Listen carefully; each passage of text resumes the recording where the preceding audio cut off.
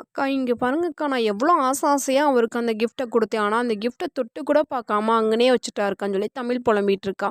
அத பார்த்து அவ இருந்துகிட்டு என்ன சொல்றா, "இன்னும் இவளுக்கு நடந்த விஷயம் தெரியாது போல, வீட்ல நடந்த விஷயம் தெரியாது போலன்னு" சொல்லி சொல்லிட்டு இருக்காங்க. தமிழ் ரொம்ப தேம்பி தேம்பி அழுதுகிட்டு இருக்கா. இன்னும் என்ன நடக்க போகுதுன்னு பார்க்க நினைச்சா முழுமையாக வீடியோ பாருங்க. புள்ள மேல பாசமா இருந்தா என்ன?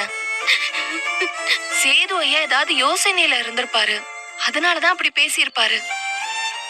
இதுக்கெல்லாம் போய் நீ அழுதுட்டு இருக்காத. நீ கொடுத்த பரிசு அவர் எடுத்து பார்த்தாருன்னா கண்டிப்பா அவருக்கு பிடிச்சு போய் உன்கிட்ட வந்து பேசுவாரு. நீ வா, காஃபி போட்டு கொடுக்கறேன்.